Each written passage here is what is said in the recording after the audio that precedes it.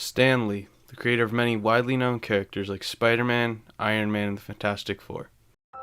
He had a huge impact on the movie and comic book world starting all the way back in 1922.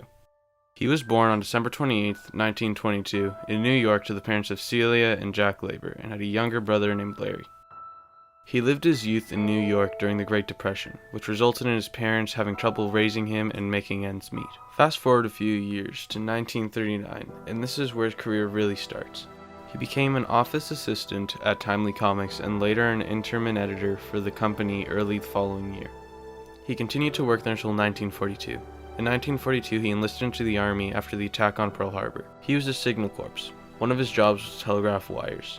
After people found out about his writing abilities, he was transferred to a playwright position. For this job, he would have to create picture productions for entertainment, instructions, or publicity purposes. Stan was one out of the 9 people who were given this classification. In 1947, he left the Army and went back to work at the Timely. On December 5th, 1947, he married a woman named Christine Bucock.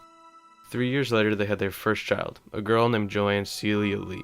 3 years after that, they had their second daughter named Jan Lee, but sadly, she died 3 days after she was born. Even though this was a sad time for him, he didn't let it hold him back from his work. In 1960, the Timelies went under a new name, Marvel Comics. Stan was asked to create a series of comics to compete with their rival, DC. He went on to create a couple comics, but the one that got the most attention was the Fantastic Four. After the amazing success of the Fantastic Four, he went on to create many more characters, like the Hulk, Spider-Man, Doctor Strange, Daredevil, X-Men, Iron Man, Thor, Black Widow, Captain America, and many more. His characters became known for tackling real-life problems, like Captain America punching Hitler. In 1972, Stan became an editorial director and a publisher.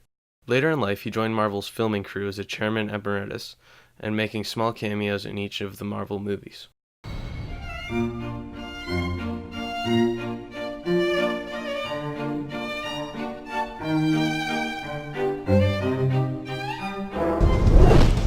Cameos were loved by all the fans of Marvel and were expected in each and every one of Marvel movies. In 2001, he started a company called POW Entertainment, and the following year published his autobiography.